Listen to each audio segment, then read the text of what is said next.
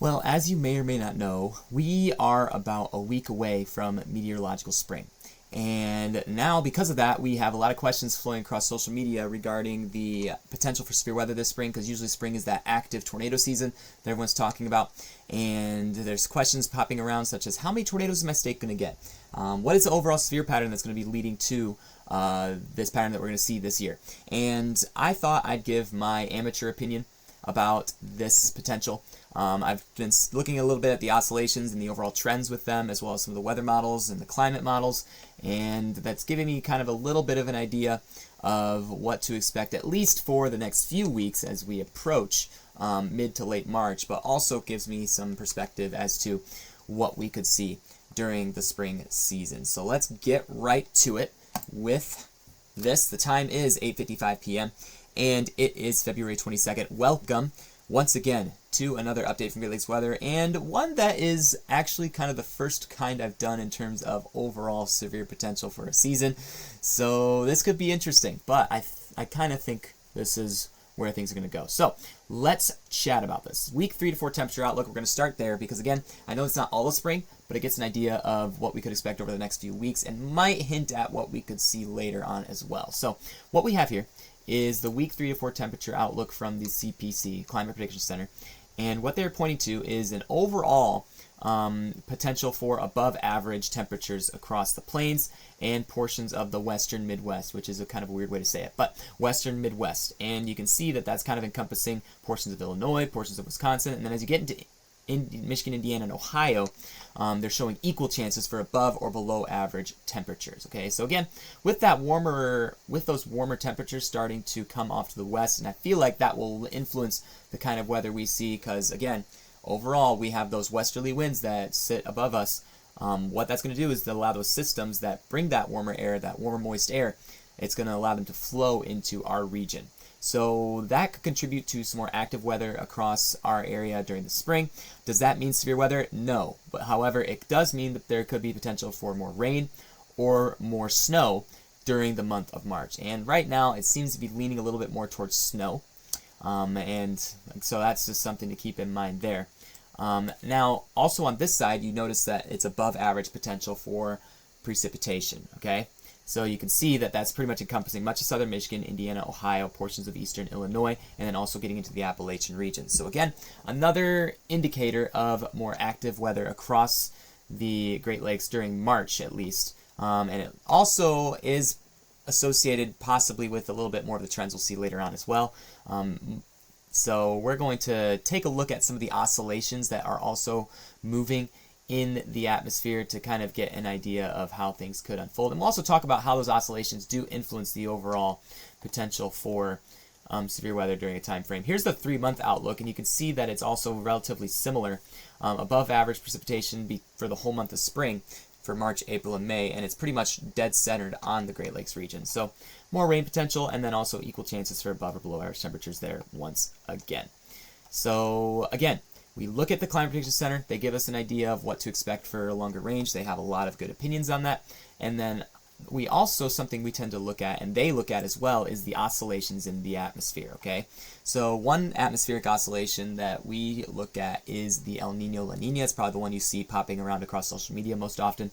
And this is the latest temperature or sea surface temperature anomaly from the Climate Prediction Center. So you can see that throughout the past several, I would say, months between December and time frame, there's been some warmer waters across portions of the western Pacific. You can see that there. But right here is what we focus on for our weather. And you can see that there's a strip of blue that's sort of flowing east to west, again, associated with that easterly flow along that portion of the globe.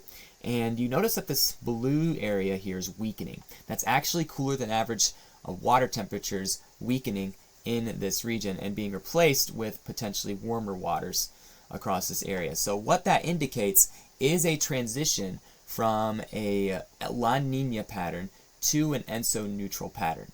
And that raises quite a few questions, because the La Nina pattern is the one that typically favors a stronger jet stream over the United States, and that's what gives us more active weather during the spring season, or any season where there's a La Nina pattern.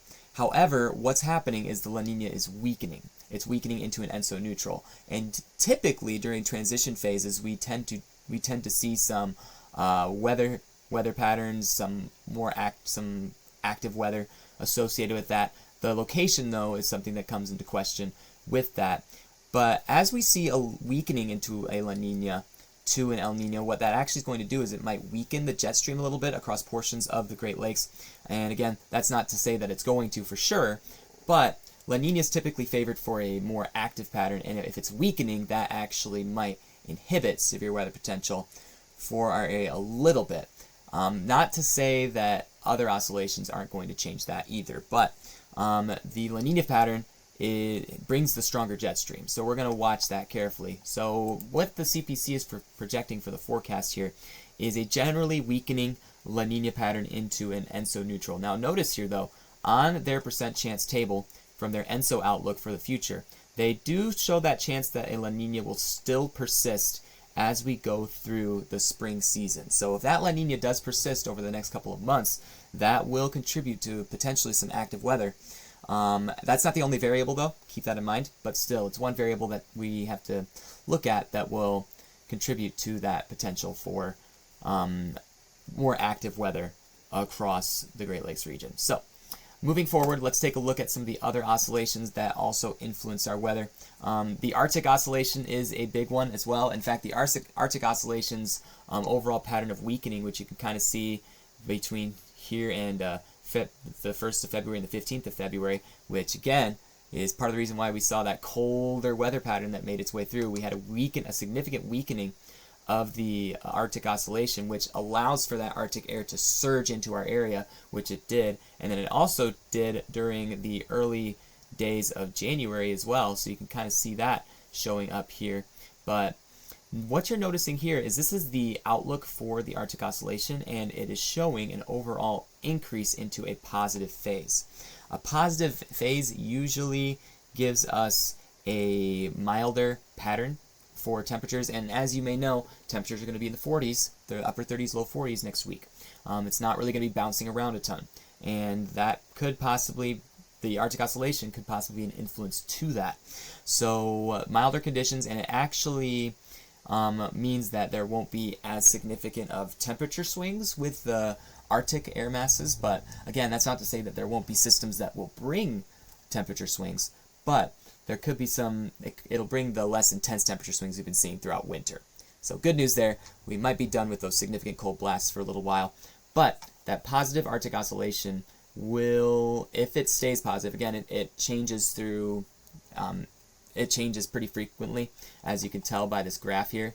So that's something to think about, but it's something to just watch out for as we go forward with this. Let's look at some of the other ones. Another one that we tend to look at as well is the North Atlantic Oscillation. So that just sits off to the east of us, and it kind of sits out between United States, Great Britain, those areas.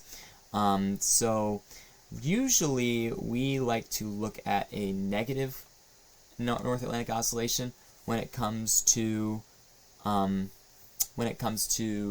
severe weather potential, and it does support, if we have a less strong North Atlantic Oscillation, that can lead to those temperature swings again so that's just something to keep in mind. It actually can allow for flow of moisture to be a little bit stronger with that as well. So as this thing, you can notice that it's starting to gradually decrease based on the latest forecast from the CPC, and you can see that that data table is starting to just go down just a little bit.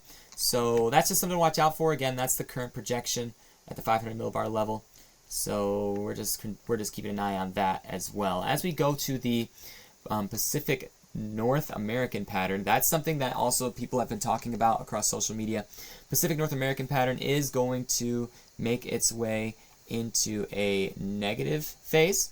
And what that negative phase is going to do, and what you're going to see with this later on, is it's actually going to cause some ridging, probably on the eastern side of the country, and that's going to follow suit with what the models are projecting as well, and more troughs developing in the west. So again, ridges and troughs, we'll talk about what those are in just a minute, but the ridges and troughs will likely develop with that, and I think that would be a key player in potential for more active weather across the Great Lakes region this spring. So again, not to say that that's definitely going to happen, but the trends overall for me, as of right now, just looking at this, are pointing to more active weather this spring, particularly for the Midwest and the Great Lakes region. So that's something that is going to be on the back of my mind as I keep checking out these weather models in the future. It's like, this is what the trend is. So we'll see how things pan out. Now, this next week, the short range doesn't really look too active, but as we go forward and we look at the longer range models, you might see, oh, there might be a system or two that is worth begging our attention for. So overall, though, I do think the potential for severe weather is going to stay further south of us for a time. That's not to say it won't occur. There are some hints of something possibly happening in early March across Indiana. So that's something I'm going to keep in mind too. But let's take a look at the overall model outputs now. So this is the GEFS extended. This kind of just shows the 500 millibar height anomaly. So the 500 millibar height, again, is in the upper levels of the atmosphere. And what we're looking at is the pressure at the upper levels of the atmosphere. So again, some important thing to keep in mind. When we're looking at these, okay, usually with ridges, we get higher pressure aloft, and the higher pressure aloft typically is associated with lower pressure at the ground, and the lower pressure aloft is typically associated with higher pressure at the ground, okay? So that's kind of how the dynamics in our atmosphere work, okay? So as we go forward, we're going to go a couple days in, and we're going to go to our first system that we might be watching for the short range, February 27th with a trough that could potentially develop. But notice here, okay, we have lower pressure with these troughs. You start to see the lower pressure change. You got 558 here, 552 here, 546 here. As that gets lower, you can start to see that trough start to build, and that's associated again with the high pressure at the ground, okay? The lower pressure with the ridging will allow for rising air, okay? That's going to be rising air because that's heated air, okay, at the surface, and it's going to rise into the upper levels, which again is associated with that higher pressure pattern.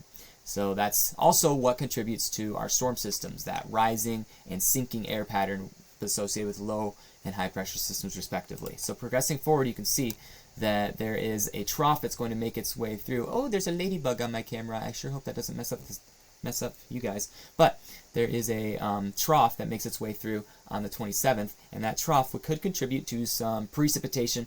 I don't know exactly how strong it's going to be. I think the air is probably going to be a little too cold to support anything interesting with that. But we'll have to see how the short range models play this thing out later. Progressing forward, you can see that the trough gets deep, and it brings some cold air for the end of the month. And as we go back into this, you can see that you start to see a ridge start to build in once again as we get into March 4th. March 4th is a time I'm going to be watching a little bit, or March 5th is going to be a time I'm watching for this interaction right here with this ridge and trough. I think this is the day I'm going to be watching for maybe the first potential for severe weather of the season.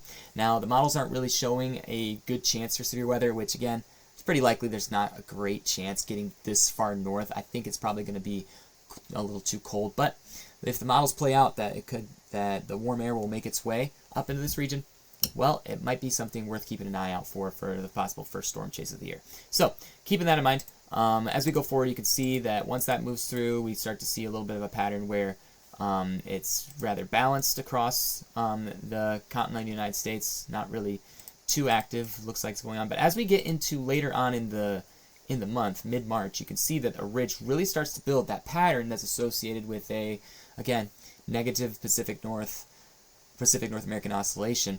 You can see that ridging in the east and that trough in the west. It's very much matching up. That ladybug is flying around right in my face, and it is bothersome. But that ridge continues to get stronger, and I think that could lead to maybe some active weather starting to contribute itself, possibly, for the Midwest and Great Lakes. So that's what we're watching out for. We'll have to see how things pan out with that. CFS sort of follows suit with this as well. Again, as we get into February 27th, we've got this little ridge, or this little trough that starts to dig its way through, playing it much further south than other places are. I just flicked that ladybug. I want him gone. Anyway, but as we go forward, you can see that trough that's following suit with what the other model is talking about. And then you have the this dip in the with the trough that's coming through as well in early March, and then March 4th into 5th. The CFS really isn't playing that out as well as some of the other models are, so, but March 4th is that day I'm watching right now. And then progressing forward, you can see that it's following a similar pattern. Okay, we got ridging in the east, troughing in the west. So again, that's the overall pattern that's being shown. Now let's look at it from a more shorter range as we get into the GFS model, which is one that's more commonly used for short range and long range global projections. Okay, well, not necessarily long range, but as we get into the long range, they're a little bit dangerous, so we got to keep in mind that this raw model data is going to change. Okay, we're not going to interpret this at face value, we're just looking at the trends. Okay, we're observing the trends with these models as we go through. So progressing forward, you can see as we get into the 27th, there's that trough that we're watching out for later on for February 27th. Again, not really looking too strong on any of the models, or at least the GFS and Euro. And it gets deeper as it goes further to the east, which means we will likely miss out on the more active portion of that system. But as we get into March 4th into 5th, what I'm watching out for is this guy right here, this trough, that could surge its way down into portions of the continental United States. This is the trough I'm watching for something more interesting to occur, and it's likely going to stick further south, but again, there is a possibility that it could make its way into Indiana as well. And we'll take a look at that in just a second. But that trough will deepen, potentially, based on the long-range models. The GFS is sort of depicting it that as well. So progressing forward, we can see that then we start to see an overall active pattern take shape with another trough potentially for March 9th, further south, and maybe even making its way up into portions of Indiana and Ohio. So again, there's a lot of data here. Probably drinking out of a fire hose right now, and that's how my brain works. I drink out of a fire hose all the time. So the Euro's following again with that March 5th system. It's actually playing it a little bit further to the north, and it actually deepens further to the north, which is why I'm a little bit more interested in seeing if it does shift further north. Question remains if that actually will happen, though. Progressing forward. All right, so let's continue forward and take a look at how this plays out in terms of the precip and instability. Again, a key ingredient for severe weather is not just shear, but also instability, okay? And this is a long range, so keep that in mind. I don't want to say that this is going to happen in March, but it's something I'm just keeping a little bit of an eye on, a keen eye on for the future. But as we progress, you can see that there could be some unstable air that follows along with this system that could come March 4th into March 5th. And it could make its way into portions of Michigan, Indiana, and Ohio. If I get a sounding across Indiana associated with this instability, you can see that there is a presence of some instability all the way up, and you got some low cloud bases, you got a little bit of storm relative felicity. You also have good shear, directional and speed shear present with the system depicted by the longer range models. And there is going to be the one issue we're going to have to watch out for, though, with this is the potential for a cap. I think that capping could contribute to some inhibition of severe weather across the Great Lakes. So again, that's something we were dealing with back in February of last year when we tried to chase down in Indiana that one weird system that brought a lot of warm air. But nothing really happened because we chased the cap, and then they had a tornado in Marshall because of a MCV that went through there. So that was a very interesting system, and again, just looking out for that potential later on into March and throughout the spring season. So progressing forward as we get into February 27th, again, the system we're watching is the 26th. You can see that there's some rain that might make its way through and some storms that could develop on this portion. These storms look to be relatively weak because, again, it's not really going to be a strong trough as it moves through our area. And then as we get into March 3rd, 4th, and 5th, this is the day I'm watching right here, okay? Now, the Euro is depicting it further to the north, GFS is depicting further to the south. We'll have to see which model is following with this mid-latitude cyclone that's coming through. And it also shows the potential for maybe even some freezing rain as we get into the range. Now, this model is going to change a lot before we get there. So that's something to keep in mind, but I have been keeping my eye on this ever since it started appearing on hour 354. So it's just something to keep your mind out. So my projection for this spring, okay? I do think that this spring in terms of weather systems will be more active than average in terms of all forms of precipitation, rain, snow, thunderstorms, those types of things. Severe weather, it could potentially also be a little bit more active across our area given the trends I've seen with the oscillations. and also the guidance from the CPC, and that's just, and so overall, in terms of my severe weather projection for Michigan this year, and this is just for kicks, I'm just going to say, I do think the highest risk we will see this year in Michigan is a moderate risk, and I think the most active period will come around May 12th, and the highest strength tornado that we could get in Michigan is a high-end EF2. That is just my projection. You can put a pin in it and see if I'm right or wrong later on in the future. And if I'm right, then lucky me, because it was a complete educated guess. Thanks for watching, everybody. Hopefully you enjoyed this video. Make sure to subscribe and stay updated. We will be out storm chasing this year. I think most months except for the month of June, but I do plan to be all over the place this year, especially now that we have better streaming equipment thanks to your support and the support of Michigan Storm Chasers. Glad to be a part of their organization as well. But this was a long video. If you made it through this far, props to you. See you all later.